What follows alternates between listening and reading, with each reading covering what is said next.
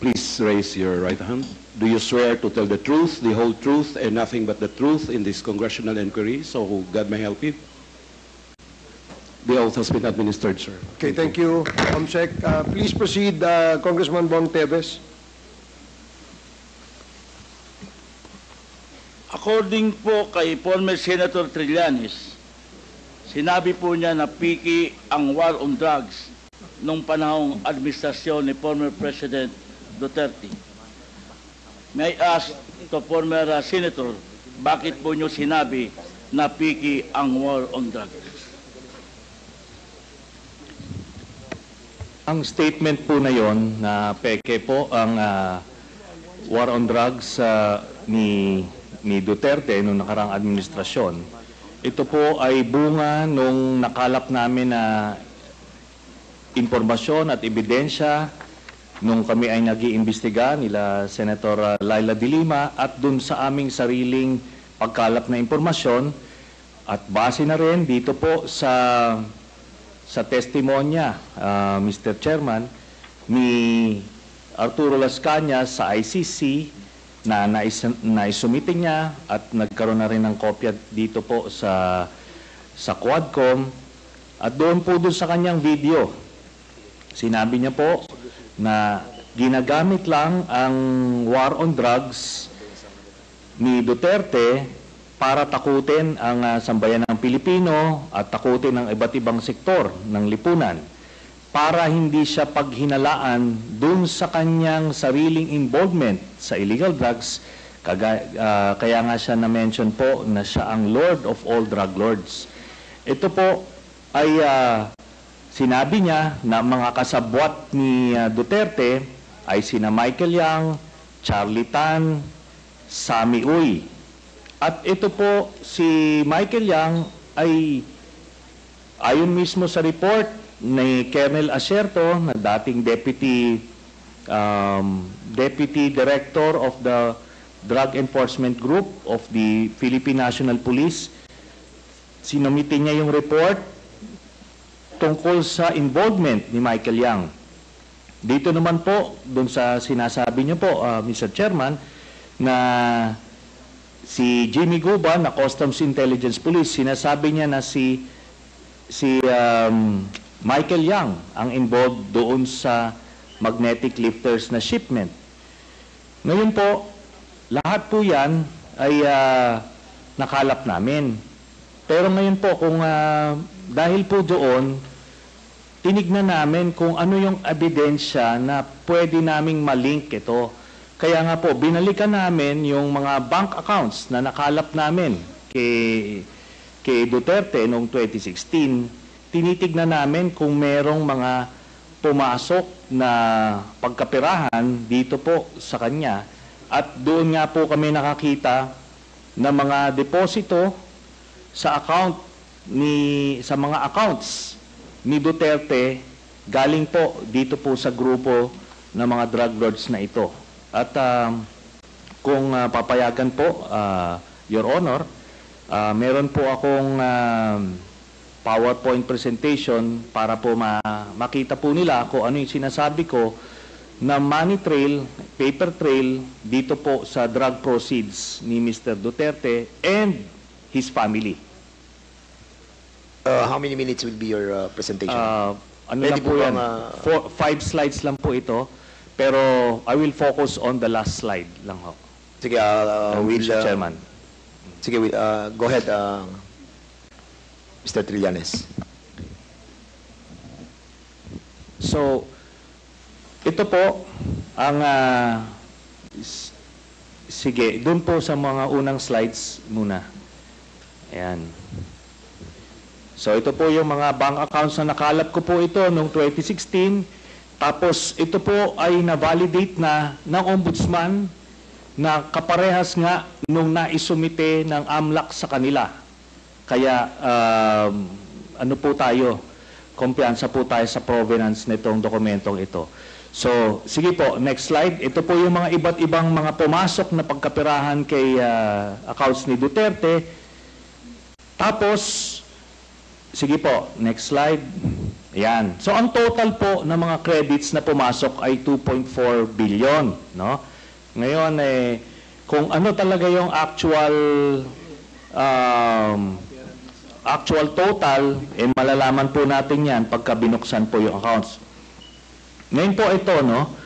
Ang pagkakamali po ni Mr. Duterte nung nagtatago siya ng pagkapirahan ay ginawa niyang joint account yung kanyang anak na si Vice President Sara Duterte. Kaya ito po ay alam po naman natin na exempted sa bank secrecy law ang impeachment. So lalabas po yan lahat. Sige po, next slide. Ito po yung last slide, no. Dito po, meron po ito pong mga transactions na ito. Meron pong kay Vice President Sara, meron po kay Duterte, meron po kay Baste Duterte, meron kay Pulong Duterte, at meron po kay Hanilet Abansenya. Ito pong mga ito ay mga manager's checks under their name na ang origin po ng account ay yung isa dun sa mga drug lords na minention ni Las Cañas na si Sammy Uy. Ito po, ano ito? Siguro ng mga panahon na yan, 2011 to 2013, medyo kumpiyansa sila sa kanilang mga gawain, kaya may physical na checks, no? Pero after that, ang mga deposito diretso na sa account, so wala nang paper trail. Pero makikita natin dito yung pattern po, Mr. Chairman. Nagdidibidendo yung drug lord doon sa pamilya nila Duterte tuwing October at April, no? Kaya sunod-sunod po yan. And by the way, makikita po natin si Vice President Sara, meron po siyang 2 checking in-encash dyan under her name, manager's checks. Tapos ito po ay while she was mayor, no? Kaya yan ay direct bribery, no? Tapos proceeds of the illegal drug trade. Ito po ang naging pruweba natin. Kaya nung cross match po namin yung dokumento na kuha namin at dito sa mga personalidad na minention po ni Arturo Las Cañas, na-confirm namin yung kanyang istorya. Nakita niyo po dyan, si Duterte, pareha sila ng amount na in-encash, no? Tapos, itong mga anak, sila Baste Duterte, ayan po, tagte 10 million every 6 months. Kay Pulong Duterte, meron din. Ngayon po, lahat ito ay hawak yan ng mga bangko mismo. Meron silang physical copy, meron silang soft copy netong mga sinasabi na ito. Kaya hindi po yan pwedeng i-deny lang kasi alam naman natin yung mga estilo ni Duterte, mag-a-admit konti pero magde-deny to confuse everyone. Pero ito po yung smoking gun, Mr. Chairman. So, yan po, we concluded na peke talaga ito. Ginagawa niya yung war on drugs para proteksyonan niya yung sindikato niya na sina Michael Yang, Sammy Uy at Charlie Tan. So, kaya po nung sa Davao pa lang pinapatay po nila yung kompetensya. Tapos nung sila na ang presidente, ginawa nilang National Death Squad, yung nangyari. Tapos si Leonardo nga po yung ginawa niyang point person. Tapos yung drug list na sinasabi ni Duterte, merong legitimate mga personalities doon, galing doon sa mga iba't ibang ahensya. Pero pag may kailangan silang isingit na mga kalaban nila sa drug business, sinisingit po nila doon. Kaya nga may mga tinutumba na mga involved din sa illegal drugs kasi kompetensya nila yon sa distribution. Kaya yan po lahat na yan ay napagtagpi-tagpi namin. So kaya that would explain kung bakit protektado si Michael Yang kahit na may report itong si Colonel Asierto. Tapos hindi lang po yan, nung nilabas po yung report na yon, sa sobrang pagproteksyon nila kay Michael Yang, yung mismong gumawa ng investigasyon, yun yung gustong ipapatay at sinampahan ng kaliwat kanang kaso. Kaya makita natin, dun sa mga drug lord na hindi kasabwat sa sindikato ni Duterte, ano siya, porsigido siyang patayin, pero doon sa kanilang grupo, itong mga ito na mention, Michael Yang, Charlie Tan at Sammy Oy, protektado hanggang ngayon. Ni nga yung PDEA director ni Duterte na si Wilkins Villanueva, ni hindi nga masama sa drug list hanggang after 2022 si Michael Yang. Yun po ang dahilan kasi binilin po sa kanya yan ni Duterte. Salamat po. Mr. Chair, Yeah, please proceed, Congressman Teves. may I Mr. ask Chairman. the former President kung alam niyo po ba na kinasuhan po ni former Senator Trillanes sina Congressman Paulo Duterte, Attorney Mans Carpio for drug smuggling? Hindi ho. Pero kung totoong drug smuggling man sila, they should be prosecuted in court. And if convicted, they should serve sentence in jail. Hindi ko pipigilan yan. Kung kung totoo. Ngayon, yung narration dito ni ko kilala itong taong to, forgot his name. Your Honor, if there is an iota of truth, iota lang, baski konti lang, you can find out, may nilagay siya ng records. Now, I'm willing to execute an affidavit or kayo na lang to summon the banks pursuant to my waiver. Kung may totoo lang baski isa, I will hang myself in front of you. You can summon, I will sign a waiver, all banks, pati yung World Bank ng Amerika. Kung may isang totoo lang nakiting, I will resign and I will ask my daughter to resign and everybody in the family. That is my guarantee. And I will hang myself. Mr. Chairman. May I know... Mr. Chairman. Sir. Dali sige, sorry. Congressman Paduano, sige. You and then Congressman Teves and then I will allow you Senator Trillanes after the two members have spoken. Yes, Congressman Paduano. Thank you, Chairman, with the indulgence of Congressman Teves. Ganito lang po, because Senator Trillanes presented yung mga bank accounts. May I ask this good former senator, how did you acquire these documents, bank documents? Nung campaign po noong 2016, meron pong nag-abot sa aming opisina na ang pangalan po niya ay Joseph De Mesa, in-identify niya. So sinabi niya, meron siyang mga dokumento na pwede namin tignan. So kampanya po yon, hindi po namin nabigyan ng atensyon until siguro a few weeks after, nakita ko po, yun pong nandoon, iba't ibang accounts. Then chinek namin, binalidate po namin kung totoo yun, no? So may mga nagdeposito po na doon sa iba't ibang accounts ni Duterte, tapos totoo nga, legitimate po. Then, nung kampanya, nilabas ko po ito at inamin mismo ni Duterte na totoo daw kasi una, dinideny po nung kanyang spokesman, but eventually, nung na-corner na siya, inamin niya. No?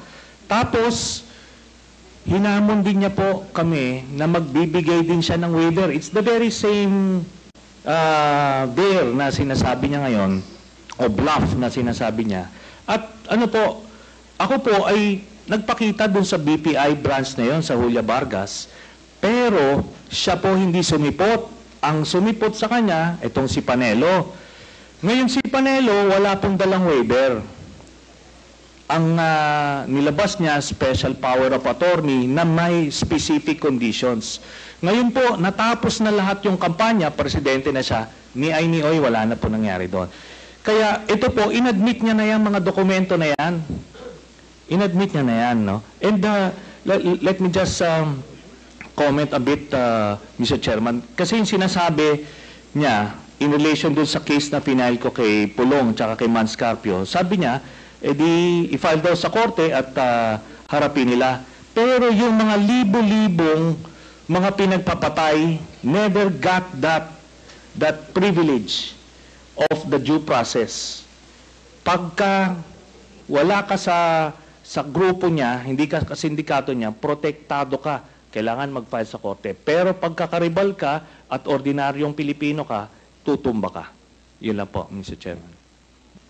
Man, can I have my follow-up question? You have the floor, Congressman Na- Paduano. Former Senator Trillanes testified that that document was not acquired legally. It was just given to him. And with that, Mr. Chairman, though he might appreciate that bank records, but for me, Mr. Chairman, I am not a lawyer. But with regards to how authentic is the bank documents being presented to us by former Senator Trillanes, we must ask the AMLA, Mr. Chairman. So, with that, Mr. Chairman, unless Senator Trillanes can present to us another document that bank records came from an authentic, competent agency of government, Mr. Chairman. In this case, it's the AMLA. Now, Mr. Chairman, so with that, Mr. Chairman, Chair, this is a very serious accusation. So, Mr. Chair, am I... Mr. Chair, Congressman point of order. Paduano has the floor, but with the Yes. indulgence of No, I think the chairman has ruled a while ago the sequence of those people present in this hall to answer. okay. I think we must follow that, Mr. Chair. Thank you for reminding the chair, Congressman Acop. Now, Congressman Paduano, please proceed if that is your last. I am sorry, I thought that you were tapos na. Thank you, Mr. thank President. you, Mr. President. Anyway, Mr. President, now with that, Mr. Chairman, and the former President has, a while ago, has a commitment to waive his right with regards to all the bank accounts that was mentioned by former Senator Trillanes. Now, Mr. Chairman, pwede naman parallel yan, AMLAC, at the same time, yung waiver, if the former President will sign a waiver with regards to all those bank accounts. Thank you, Mr. Chairman. I will sign it, the document, tomorrow. And I will hand it kasi magagawin pa ng abogado. But I said, if there is an iota of totoo yung sinasabi, I will hang myself in your presence. I will invite you all to be a witness. Okay, thank you, Mr. Chairman. Congressman Paduano. Si Congressman Bong Teves, and then I will allow former Senator Trillanes after Congressman Bong Teves. Thank you, Mr. Chair. This is my last question. Siguro naman, first, Mr. President, lahat po na tinanong ko po sa inyo ay galing po yan kay Mr. Jimmy Guban. Not for me. At kasi po ay na-invite na natin siya rito bilang isa sa mga resource person sa mga naunang hearings. And then, may I ask Mr. President, for my last question, given na po na na-acquit si former Senator Laila de Lima sa mga kaso niya tungkol sa drugs. As now, Mr. President, naniniwala pa rin po ba kayo na si former Senator de Lima ay queen of all drugs lords? Sir, I go by what is the reality of the day.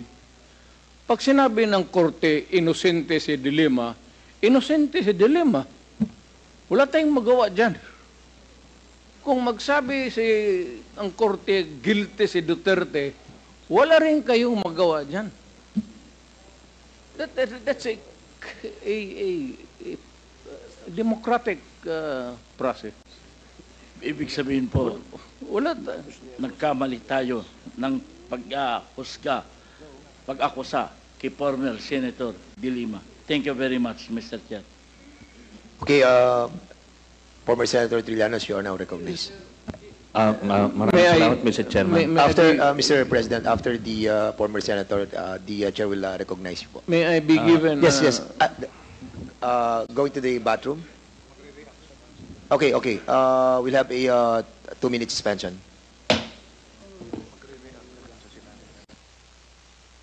I'm sorry. Hearing resumed. Mr. President, you will be reacting to the Yes, sir. query.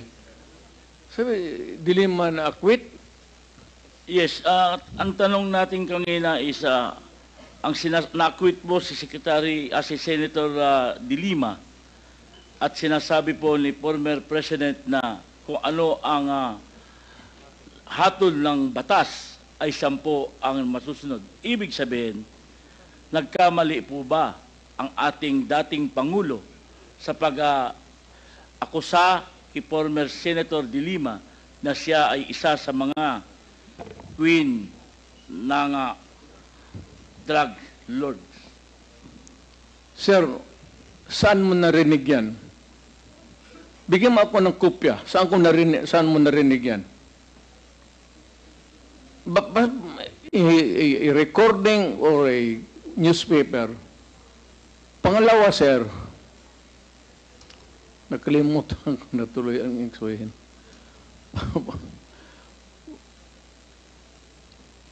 You know,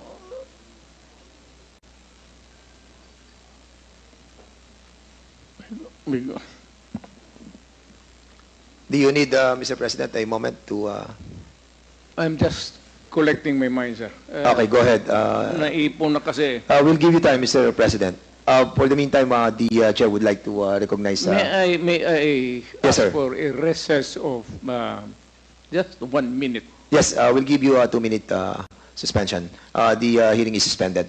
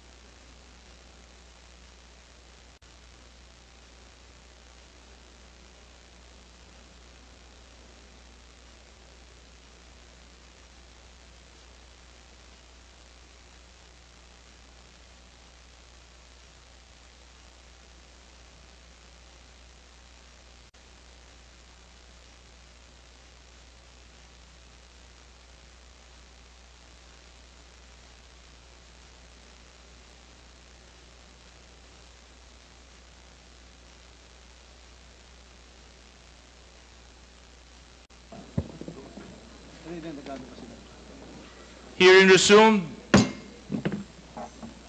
Mr. President, Yes, Your Honor. Nalilito na ako kung anong sabihin ko. Pero sabi ko kung if I'm lying or if my statements are falsely stated, or if there is an iota of magbigti ako. So, in the same manner na kung magbigti ako si Trillanes, dapat magsabay rin sa akin. okay, duly noted of your thoughts, Mr. President. Former Senator Trillanes, you're recognized. Maraming salamat, Mr. Chairman. Ito pong dokumentong ito po yung naging basis ko nung plunder case na final ko kay Duterte noong 2016. At ito po ay inimbestigahan ng Ombudsman at ang Deputy Ombudsman Arthur Carandang, and I think the Quadcom can invite him. Siya ang nag-conduct ng investigation. Humingi siya ng dokumento sa AMLAC at kinonfirm niya. And because of that, tinanggal ni Duterte si Deputy Ombudsman. Now, aside from that, so pwede natin, suggested by Chairman Paduano, na yung AMLAC mismo, unless, since hindi naman na siya incumbent, pwedeng ma-access yun with the waiver. Pero we've been there before. Nagsabi na yan siya na magbibigay siya ng waiver. Puro bluff yan. Pero hindi, kaya nga mas maganda kung ma-draft na po natin yan ngayon para papirmahan niya yan dito, no? Para wala ng alibay. Pero ito po, I'll be presenting later on, Mr. Chairman, a video of his actual admission of these accounts. No? So, ito naman pong mga cheque na in-encash, in-extract lang namin from that long list. Mga managers' checks po yan, hindi nawawala sa system po yan. And later on, exempted sa impeachment cases, kaya pwede po lumabas yan, ipepresenta po yan. That's the smoking gun ng proceeds of the illegal drug trade ng Duterte crime family. Salamat po, Chairman. Thank you very much, Sir, former I have to Senator respond Trillanes. to it. This guy Former President, is with all due story. respect, with all due respect, I'll have to follow the rules. Yeah. I will give you time later, Mr. President. I will give you time later.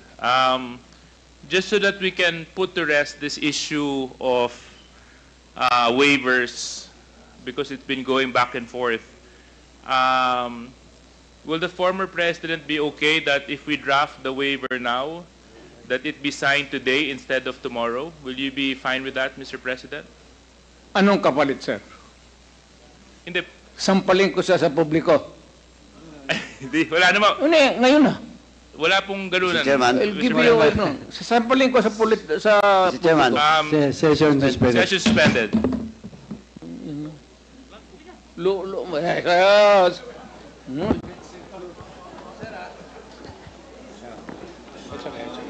Sabi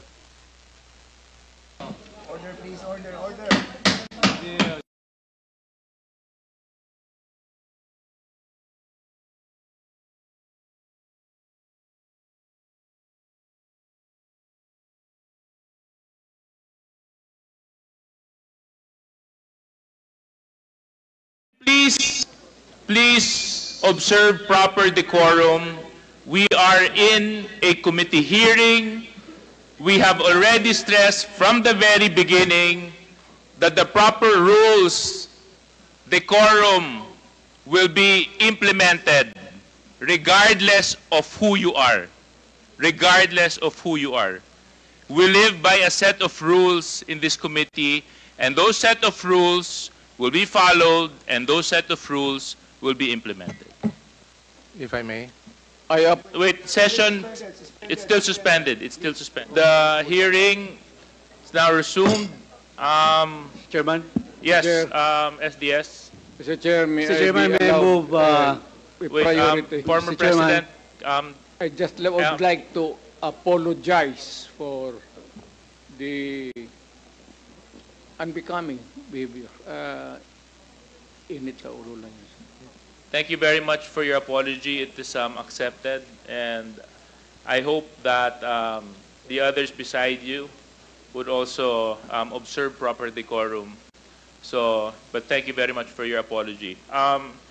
SDS and Mr. Chairman, may I move to strike off the word sampal on our record? There's a motion to strike off the word sampal in the records. Any second to that? Second, any objection? There being none.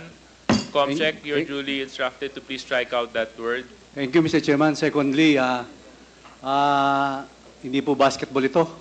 Yung mga miro nang nag-aaway, yung mga players, kalmante lang po sana hindi na maulit yun. Salamat, Mr. Chairman. Mr. Chair. Mr. Chair. Thank you very much. Mr. Chair. Just a Congressman Adyong, I'll just give Attorney Degra a minute. I think he's been raising his hand. yes. But before I recognize you, Attorney, can you kindly turn off the mic of the former president para lang hindi tayo nag-aagawan dito ng... Yes, you may proceed. Thank you, Mr. Chair. At the outset, I'm here among the resource persons because I was invited to be one of the resource persons, mainly, as mentioned earlier, as an item in the administrative matter to explain the circumstances of the two letters that we sent to the Quadcom on behalf of the President. So I am also not only a resource person here, but also acting as the legal counsel of the former President. That said, we have reviewed the agenda item for the 11th joint public hearing. And I hope we would be able to put things in context insofar as how the proceeding have gone through until now. And I noticed that insofar as what has been going on for the last 9 hours, this would only be limited to item 4, 5, and 6 in relation to the alleged extrajudicial killing in the Philippine campaign against illegal drugs during the previous administration. That said, Mr. Chair, we would like to be clarified because this is a legislative inquiry in aid of legislation. May we know what proposed legislation is being set on the table for the committee to consider and for the resource person to contribute their valuable inputs, if any, so that we can avoid incidents like what we just saw earlier, so that it will be meaningful, intelligent, accurate, and hopefully not accusatory in character. Yeah, so that it will be positive. Yes. And as I've said, meaningful discussion, so that we'll be able to come up with effective legislations, Your Honor. Thank you very much. Actually, with regards to your point, Attorney Degra, 2, or if not I'm mistaken, 3 bills have already been filed with regards to the Quadcom hearing. Isa po dyan, may kinalaman sa forfeiture of illegally acquired properties, 1. Number 2, may kinalaman po sa EJK. At saka yung pangatlo po, may kinalaman po sa heinous crime. So, these investigations being conducted by the Quadcom has actually brought about a lot of legislation already. Other than that, our members are also looking into amendments of existing laws so that we can strengthen the institutions and the agencies by which the government operate in. Other than that, mapapansin po natin just very recently, naglabas po ang administrasyong ng ating Pangulo ng EO para sa implementation ng total ban sa Pogo. So, with that being said, Attorney Degra, Congressman Adyong?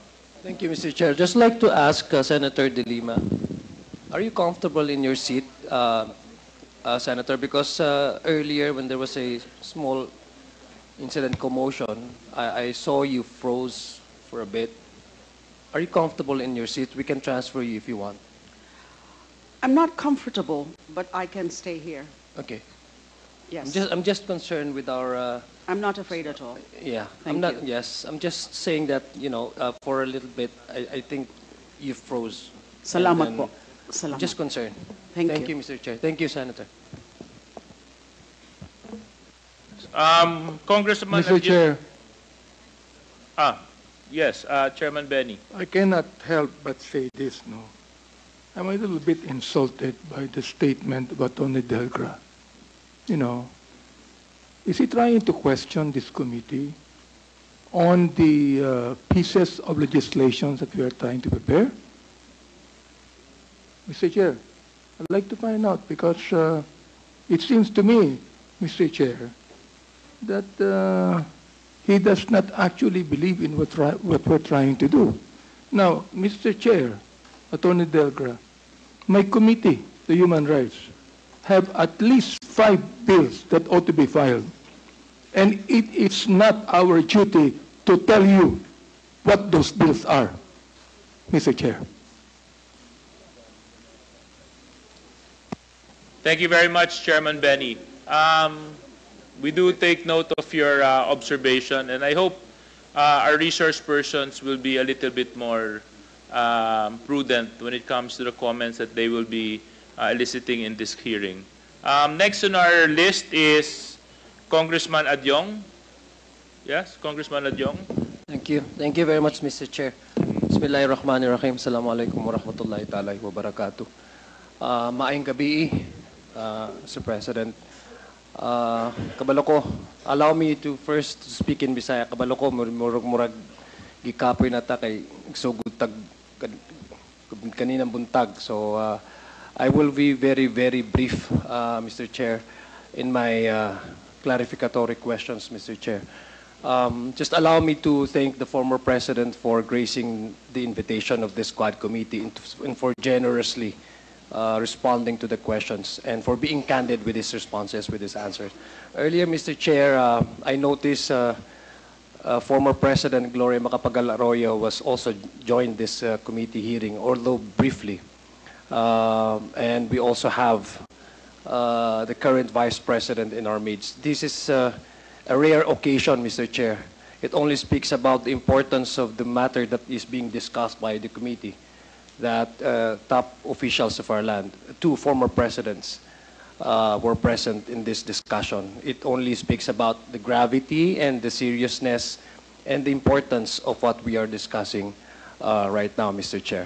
So allow me also to, at least to premise my clarificatory questions, because some of the questions that I would like to ask to our guest resource persons have already been asked by some of my colleagues here, and I don't want to labor on those questions. But let me just premise my clarificatory questions. I would like respectfully, if the former president would indulge me with his responses, on the premise that I believe there are certain basic rules, no, that one has to follow, especially for government officials such as ourselves. Pardon me, Mr. Chair, pardon me, Mr. President, if I premise that on a very basic tenets, no, in a basic principle of how the democratic process is being exercised and upheld and being promoted in a country such as ours. Number one, the rule of law. Mr. Chair, I'm not a lawyer, although I do have high admiration to lawyers, because I know for a fact that law as a profession is not only noble, but it is also challenging.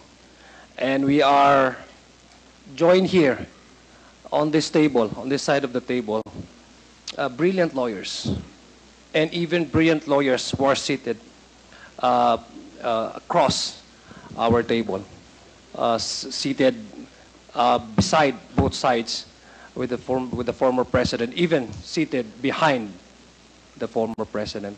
I say it's a noble profession because lawyers are expected to uphold and to promote the basic tenets, which is the rule of law, and to uphold at least the due process that the very essence of why we are having a very strong, and I suppose we still have a very strong criminal justice system. Because I know, Mr. Chair, as a lawyer, no matter how convincing the evidence being presented to an individual allegedly accused of any crime, a lawyer has to defend his client before any court of law in our land. So ganun po ka-challenging at ka-noble ang profession ng pagiging abogado. So I just like po to direct my clarificatory questions po to the former president. Mr. President, you were once a prosecutor, and tama po. Yes, sir. Thank you po. And Mr. Chair, if I also would like allow the former president to interrupt, just as similar with what Congressman Rog, when he also asked the former president, I would also like to have that kind of arrangement. He can answer me whenever he wants. Wala pong problema sa akin yun, Mr. President. Thank you, sir. Thank you. Mr. President, you were once a prosecutor, and then you served as a mayor of Davao City, and also a former member of the House of Representatives, and then went back to being a mayor again, if I have my timeline correct. No? And then before you ran for the presidency in 2016. And I guess the reason why we invited you over to this committee hearing is also, apart from giving you your fair chance of responding to some of the allegations, Mr. Chairman, Mr. President, of some of those individuals who were, at some one way or the other, were part of the implementation of the war against drugs in your administration, namely Colonel Garma, Colonel Leonardo. These are the individuals who came out and then with affidavits that they have signed, alleged some things that happened during the implementation of the drug wars against the personality of the former president, Mr. Chair, and this is one way of giving you the fair chance of maybe responding to those allegations. And apart from that, Mr. Chair, Mr. President, you're correct. This is the primary consideration also of this Quad Committee, is to make sure that if there's any policies, laws, regulations in our land that have either weak or needs to be updated or needs to be amended, or for the Congress to pass a new law to strengthen our resolve in trying to protect our streets from illegal activities, criminalities, as well as balancing it with the upholding the due process of law. This is the perfect time for it. So again, I'd like to ask you, Mr. Chair, Mr. President, when you earlier admitted po na you were the ones who ordered the police, yung kill nga po, no? Sinabi niyo po. I presume you came from a position where, as a former prosecutor, there's something wrong with the criminal justice system in our country. I'd like to ask you, why po? I'm just curious po, no, Mr. Chair. Why did you? I don't know if that's an imposition on your part. Why did you have to go to length of ordering some policemen? Was there any wrong in terms of how our criminal legal justice system is being observed, practiced in this country? Yes, sir. The matters of detention